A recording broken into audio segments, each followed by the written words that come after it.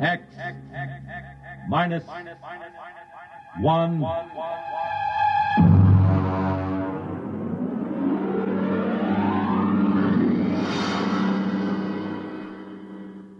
Tonight's story, The Sea Shoot, by Isaac Asimov.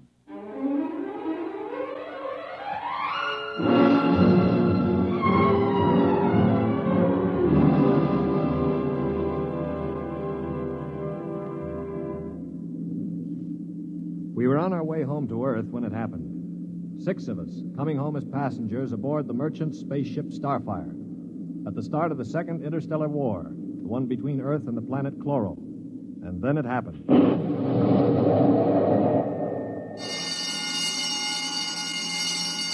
Now hear this. Condition red. Condition red. We are under attack from a Cloran battlecruiser. All hands forward to battle stations. Passengers will remain confined to the after cabin. Condition red. We are being attacked.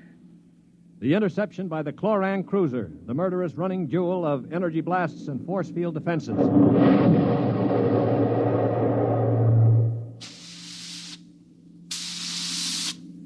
We huddled in the passengers' after cabin, terrified, not knowing how the battle was going.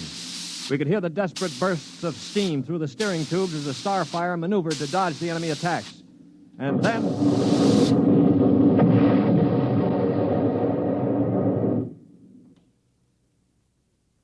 Now what? the beginning of the end, you might call it. Well, what does it mean, Stuart? You were a space pilot? It means our generators have been drained of energy. We can't fight back. But, All right, monsieur, don't worry. They won't destroy us. They need our ship too badly. They'll simply board us and take over. But what about the crew? The crew, Colonel? If they have any sense, they'll surrender.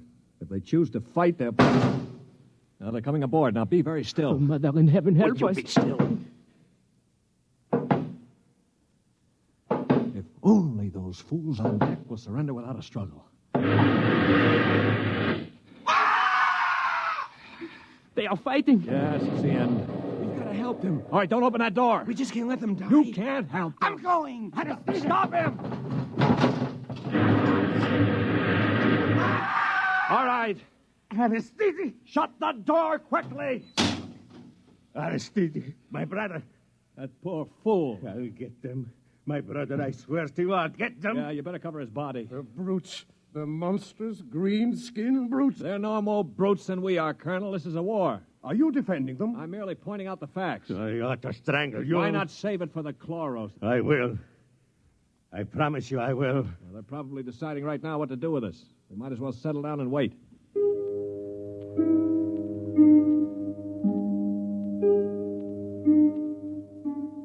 We sat there, the 5 of us, and listened while the Cloran invaders killed off the members of the Starfire's crew.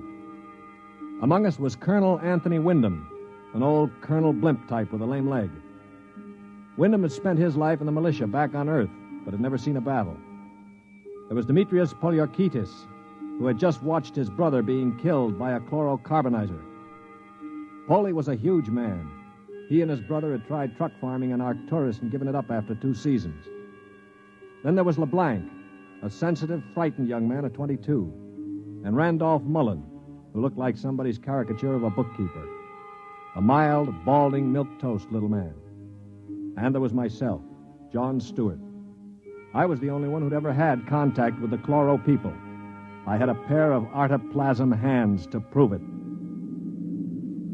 It is quiet now. Yeah, they've finished with the crew. Mr. Stewart, Yes, Mr. Mullen. what do you think will happen next? Well, they'll put a prize crew of 2 aboard and take us to one of their home planets as prisoners of war. Only 2 of the Chloros will stay aboard. Well, 2 is all they'll need. Why, Colonel? You thinking of leading a gallant raid to retake the ship? Well, simply a point of information, Dasher. All right, then let me give you another point of information. If you want to commit suicide quick, just open that bulkhead door. 3 steps inside, you'd fall on your face. But why? Don't you smell anything, LeBlanc? Get close to the door. It smells like gas. Yeah, it is gas. Chlorine gas. They breathe it like we breathe oxygen. They've chlorinated the whole crew's compartment. One big whiff of that and we'd all be dead. So just forget about rushing the Chloros. How do you know so much about their habits, Stuart? I lived on a Chloro planet for 6 months. You see these hands? They were mangled in the oxygenating machinery of my own quarters. They grew these artoplasm things and operated. They're weak, but at least I have hands again. Monsieur Stewart, Yeah. will they kill us? No. Why do you say that? Because in their own way, they're gentlemen. Probably will be interned for the duration. You call them gentlemen. After they killed my brother in cold blood, you call them gentlemen. You know, Stuart, you sound more and more like a blasted Greenie sympathizer. Blasted, man. Where's your patriotism and loyalty? My loyalty is where it belongs, with honesty and decency, regardless of the shape of the being it appears in. This is a ridiculous war. Why are we fighting these people? We can live only on planets with oxygen, and oxygen is poison to them. They can live only in chlorine atmosphere, which is deadly to us. Yet we're fighting them over a bunch of worthless asteroids that neither of us can live on comfortably. Well, it's a matter of principle. It's a matter of stupid pride and greed. I don't like what you say, mister. Why not? Because you talk too nice about these Greenie scum. They're good to you, eh? Well, they weren't good to my brother. They killed him. And I think maybe I'll kill you, you rotten Greenie. Mullen, grab him. I can't break his hold. They are coming in. Foley, let him go. They saved your life this time. But when I'm finished with them... Quiet. I think they're opening the lock. Well, don't get between us. Foley, don't lose your head. They'll kill us all. I greet you, Earthmen.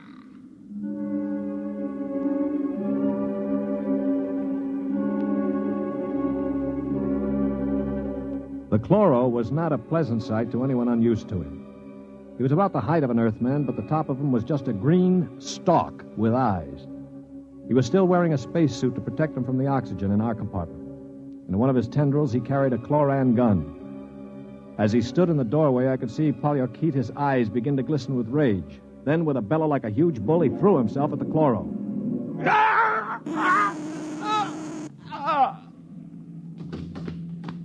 He is not dead, merely temporarily paralyzed. You five will remain together as prisoners of war. We expect to reach our own planet within several weeks, your time. There you will be interned for the duration of the war. If any of you attempts to leave this compartment, we shall be forced to destroy you. That is all I have to communicate.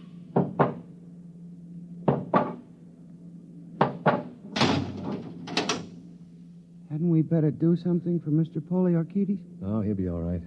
Just hoist him up in the cot. That's it.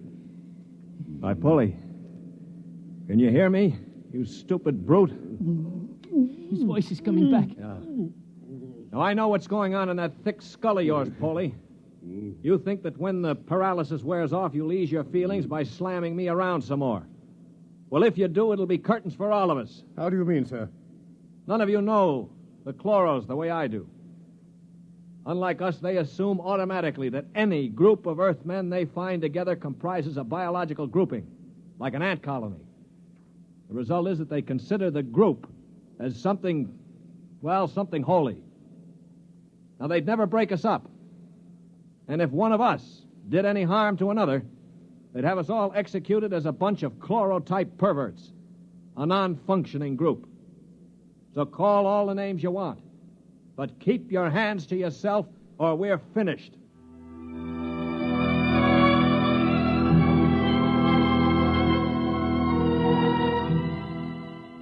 My little speech had a sobering effect on the group. For the next 24 hours, we did little besides eat our rations and think.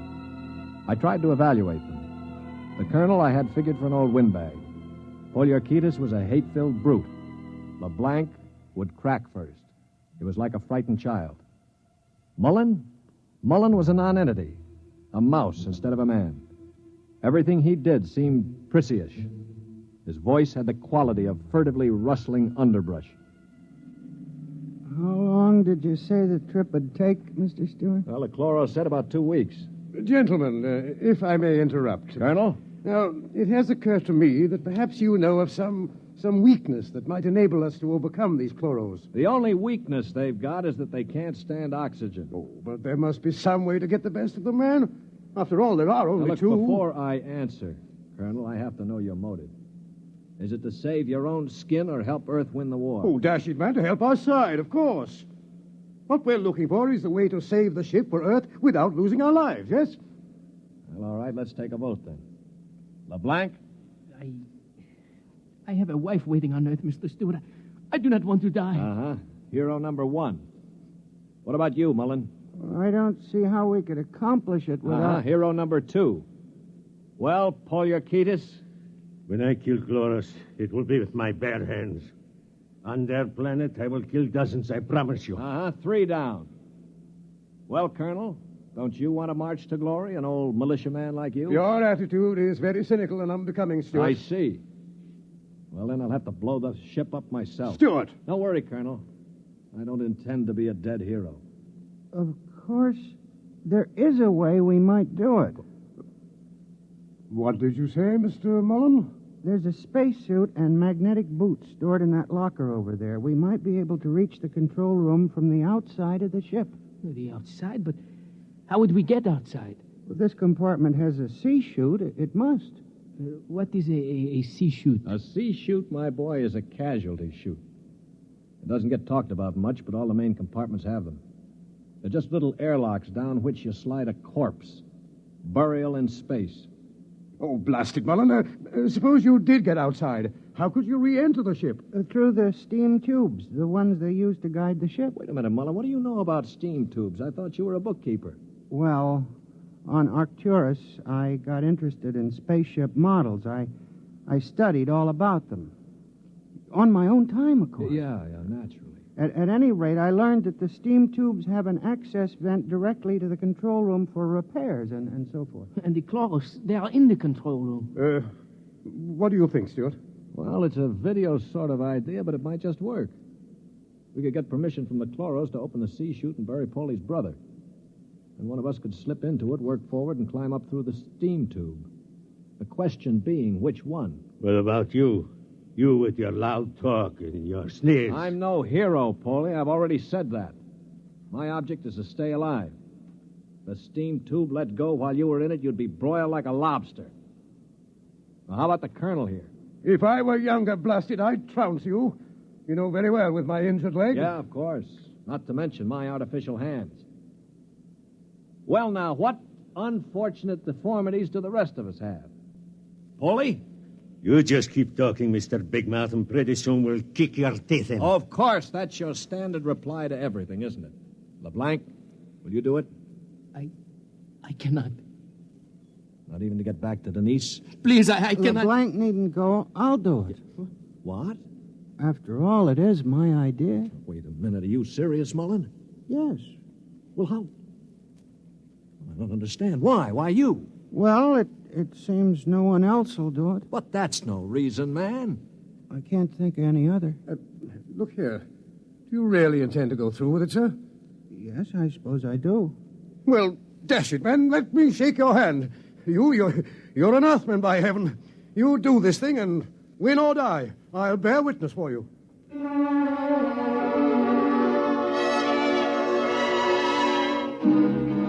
It was quite a moment.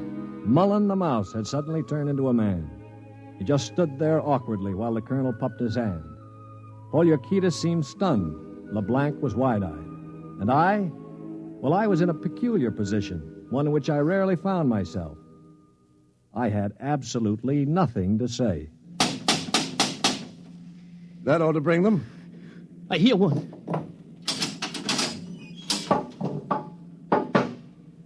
What is it, Earthman? One member of our unit is dead, as you know. We request permission to jettison his body out of the casualty chute. You may do so. You'll have to open the chute lock from the control room. I will do so. Is there anything else? No, nothing else. Thank you.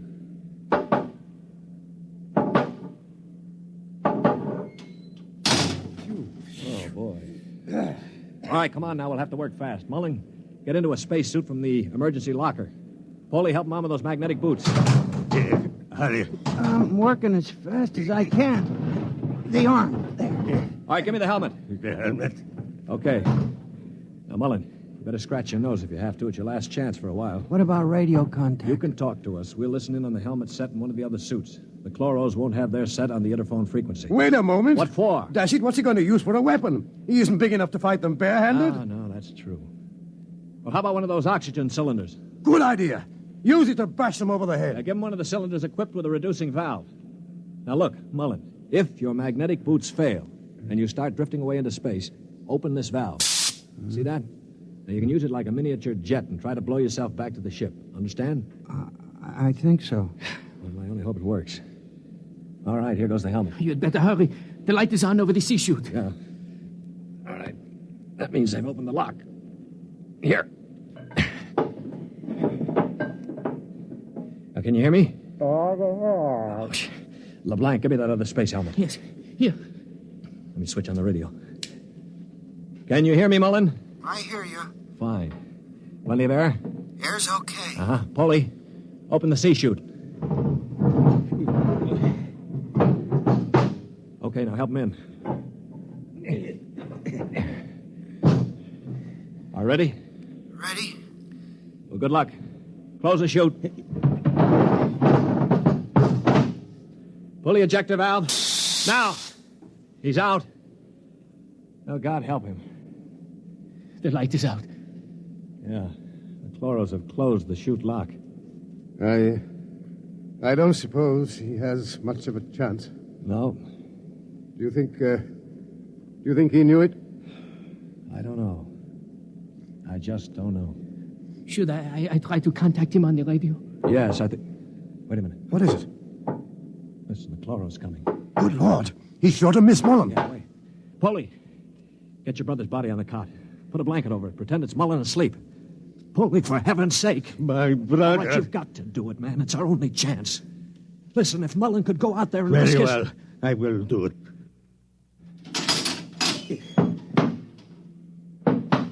Earthman, Yes. you have jettisoned the body. Yes. Good. Is there something further we can do? No, We are very tired. Our grief is very great at losing one of our unit. We would like to rest alone. I will respect your wishes. I see that one of your units sleeps already. Yes, Mr. Mullen was overcome with grief. I leave you.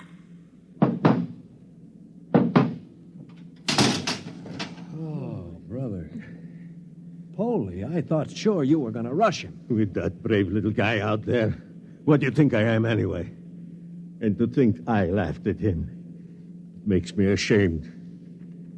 Yeah, I guess I've been saying some things that maybe weren't too funny. I owe all of you an apology. Do you think it's safe to try the radio? Yeah, we better. Hello? Hello, Mullen. Can you hear me? Yes, I hear you. Where are you? I'm standing on the outside of the ship. All right, now take care. One misstep and you'll be marooned in space. Now, can you find the steam tubes? I think I've found one of them already. I can feel the rim. I just hope it doesn't let go when I get inside. Be careful. I'm going into the tube now. I can feel the ladder rungs they used to repair the inside. Yeah, well, keep in contact. I'm in the tube now. Good Lord. They've let go with a blast. Yeah, well, it may be the starboard tubes. Mullen!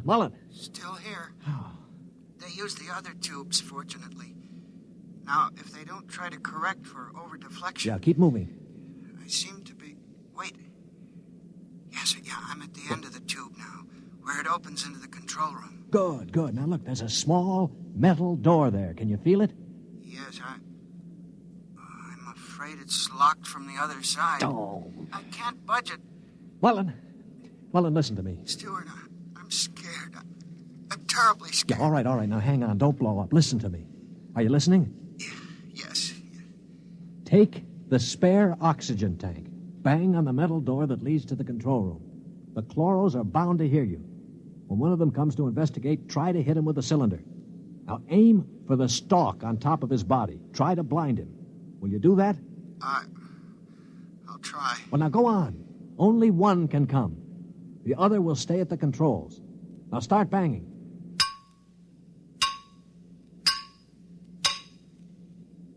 Any luck? No, Wait, I hear something. Something's opening the lock. The door now. I hear... Ah! Mullen! Mullen, what happened? Mullen, can you hear me? Mullen!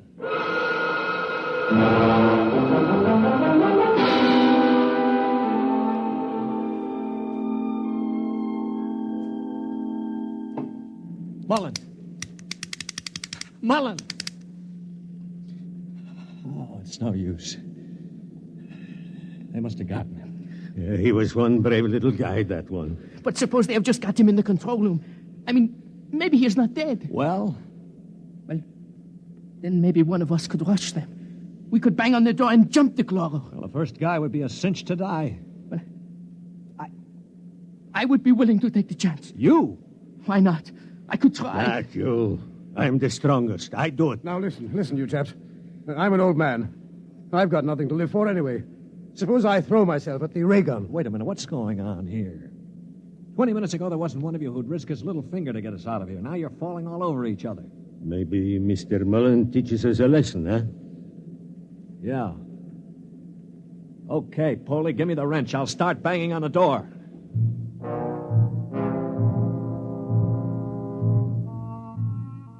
They say that selflessness is contagious. I guess maybe it is. I'd been a cynic all my life, a man who believed in nothing. Well, I'd come face to face with 4 human beings who proved that I'd been living a lie. I knew what I was going to do now. When the Chloro came to investigate our compartment, I had it all planned. If only my poor, weak hands would hold out long enough. Ready? Ready. Here goes. That should bring him. Try again. Wait, listen. Shh. It's at the door. Get ready. It's opening the lock. For poor old Mullen now. Steady. No! Let him have it! Wait! Stop it! It's not the Chloro! Wait! Good Lord. It's Mullen. Here, get the helmet off. That's it. All right, now lift.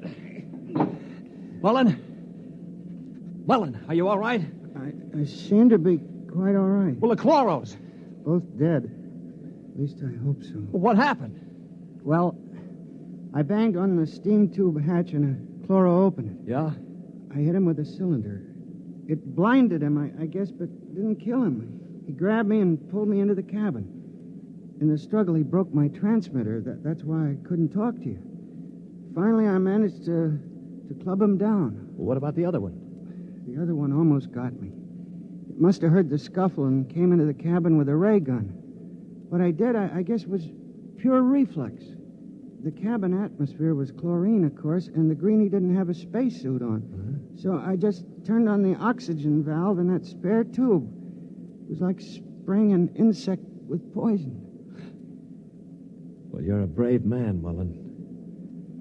I'd have been scared to death. Mullen, what is it? Mullen.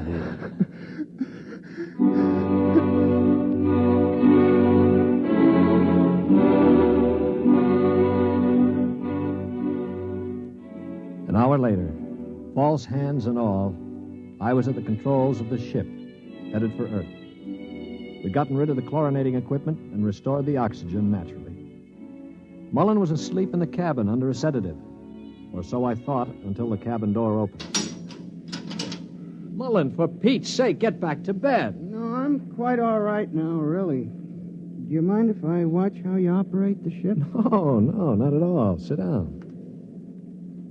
You know, I guess I owe you an apology. I didn't think too much of you. That's your privilege. No, it isn't anybody's privilege, Mullen, to despise another. For years now, I've abandoned hope of finding any decency in human beings. I owe you a vote of thanks. You embarrass me, Mr. Stewart. I didn't do it for any heroic reasons, I assure you. Far from it.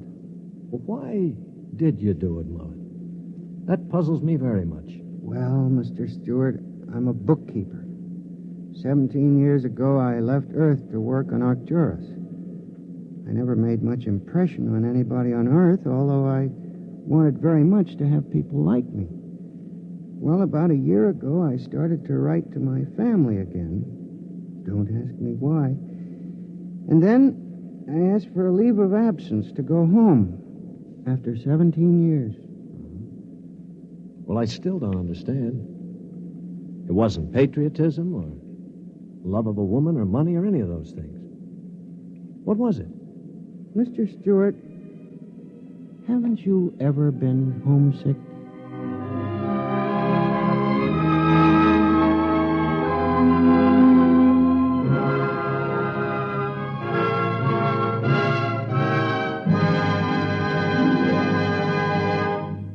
You have just heard X-1, presented by the National Broadcasting Company in cooperation with Galaxy Science Fiction Magazine, which this month features A Gun for Dinosaur by L. Sprague de Camp, a story of hunters in the bloodiest and most ferocious arena of all prehistoric Earth, where hunting reptile heavyweights is no job for human lightweights.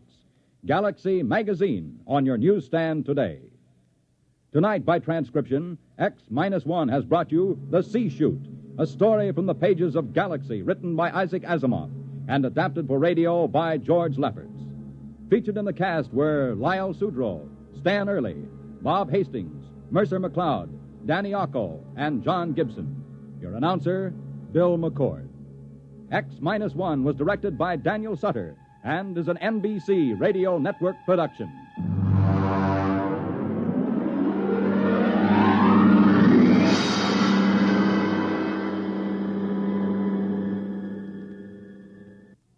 Next week, on a distant planet in a forgotten colony of Earth, a man is ordered to commit a murder.